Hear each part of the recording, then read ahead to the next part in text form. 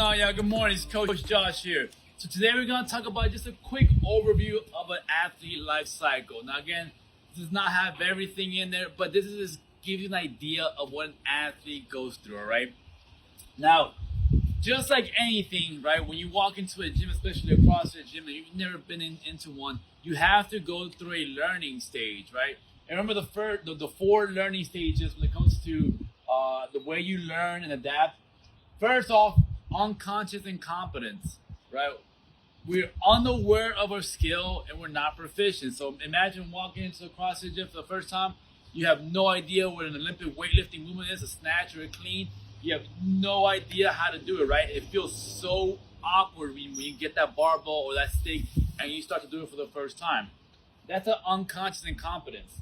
Then we have conscious incompetence. You've been coming to the gym for a couple of weeks now. You're aware of the skill, but you're still not proficient, right? So we might still be just moving with just the barbell itself, right? You know exactly what we mean by saying keep your abs tight, back neutral, and make sure you jump all the way up, but it's still you're not proficient with it, right? So you're aware of it.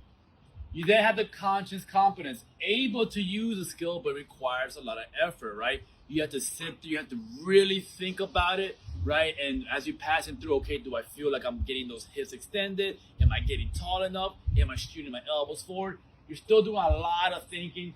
Now you're in the conscious competence.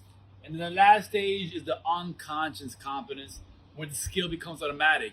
We put it in the workout of some Olympic, some cleans. You put the weight on there, 3, 2, 1, go. You get on that barbell and you start ripping through those cleans without really having to think about it now, right? Now you're in the unconscious competence.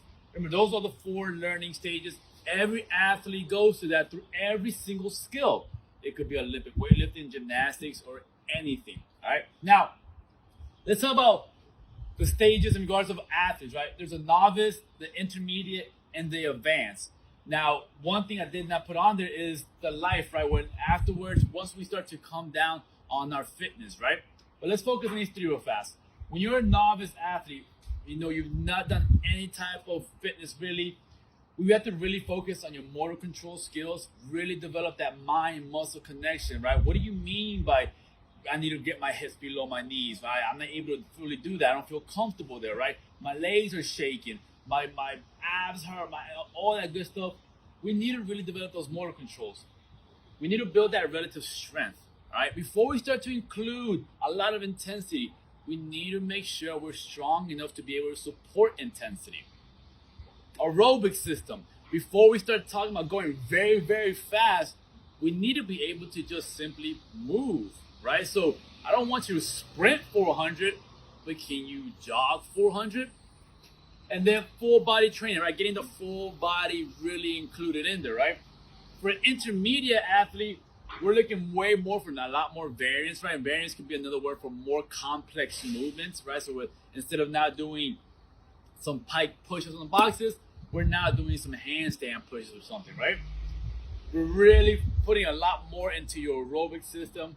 And now you might be getting introduced more intensity in the aspect of anaerobic of I want you to go really, really hard because I know you're able to hold that level of effort every single time and possibly be able to repeat it, right? Recover from it. Can you give me Fran at 21:15:9, recover after 3-4 minutes and do a little other piece afterwards?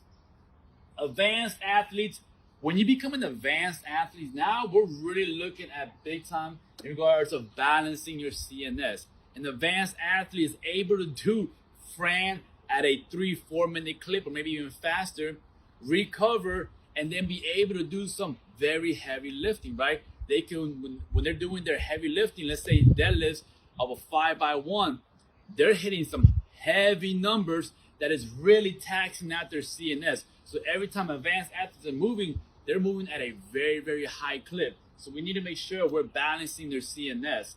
They're focusing really a lot on overall on their aerobic and anaerobic system, y'all.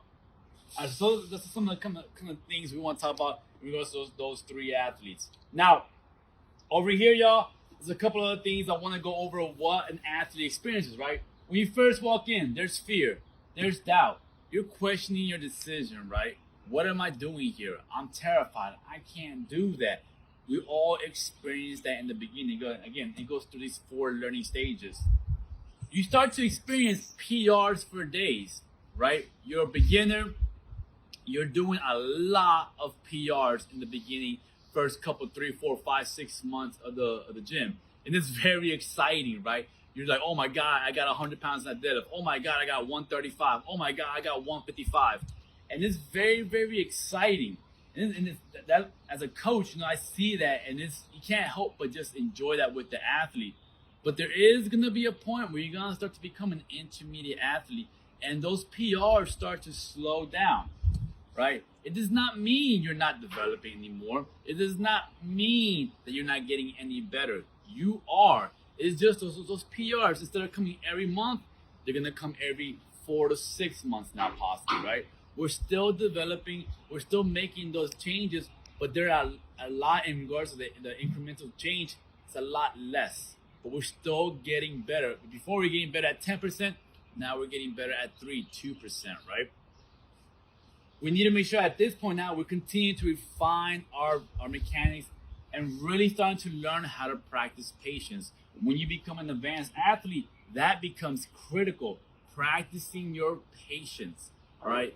Again, you're still continuing to get better. It's just at a slower clip. Think about the first time you were trying to learn how to walk. As soon as you learn how to walk, you learn how to run, right? And after that, it's not like you immediately became a world-class runner.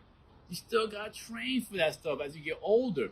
So practice, patience is very, very key. Continue to be coachable, all right? Just because now you're an advanced athlete, let's say, does not mean you're still not coachable. Does not mean you know it all. Does not mean there's still not small little things that you can continue to improve. Continue to be coachable and continue to practice a beginner's mindset. Remember how big your eyes got when you were a novice, and how your ears were so open and you were hanging on to every single word from coach. Continue to practice that. Just because coach might be working on your air squats and you've been squatting for 12 years, does not mean your air squat can't get better. So continue to practice your beginner's mindset, y'all. You're gonna be your own case study. So remember this, all right? So case study meaning fitness, nutrition, and mindset. This is why it's so important to track your progress, to track your results, track your fitness, see how you're getting better, track your nutrition, see what food that you put in helps you or hurts you, and track your mindset. Do you journal or stuff like that? These things right there can become your own case study, so you can see how you're still consistently progressing. And if you're doing that right there, you're on a consistent basis, I can guarantee you your progressions will continue. Set goals and seek adventures, all right? Set some goals, right, that you want to hit, but make sure you're practicing that smart, right? Specific, measurable, attainable, realistic, and time frame, right? Make sure those goals are something that if you want to hit a new PR, it's not just tomorrow. Maybe it's a good time frame, right? And in regards to seeking adventure, y'all, in the day, we're practicing fitness to express our bodies. Express your bodies outside the gym as well. See how rewarding that alone can be, right? Being able to say, hey, I can go snowboarding or skiing, and before I will get winded, now I get to enjoy it. Those things right there, y'all, it might not be a PR in here, but they matter so much more in life. Be proud to move. These two now start to focus on life. So as you see here, right, a novice, it's a big jump. Then we got the intermediate. Then we go to advanced. Advanced starts to level out a little bit.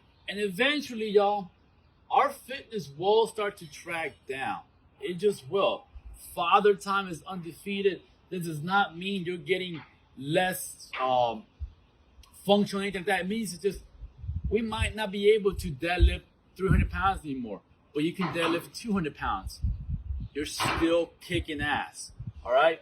This right here, again, father time is undefeated. So understand, there will be a drop-off eventually on your fitness. And as an athlete, we need to come around it and be able to accept that. One of the things we know that we need to accept in life is death is going to happen. Same thing with our fitness. It's going to start to drop off a little bit, and a little bit more and a little bit more. But that's because we're getting older and older and older. But if we're still able to express and move, be proud you're able to do that. Be proud you're not having to be carried around, right? And eventually, what we're doing, y'all, while you're doing all of this, you're building a hedge against sickness and decrepitude. Again, being proud to move, being proud to be able to play with your grandkids, being proud to be able to jump in the pool and swim, being proud to still be able to walk to the ball games and walk up the stairs and sit down and enjoy it. Be proud of all this, and what you're doing, y'all, is you're building that hedge against your sickness and against decrepitude by doing all of this work right here. Because again, eventually we will turn 70. We will turn 80. And we might not be able to handstand walk anymore. Well, maybe we can bear crawl still. And that's still pretty badass. So, again, this is a quick little overview of an athlete life cycle. If you have any questions, always let me know, y'all. I'll be seeing y'all next Tuesday.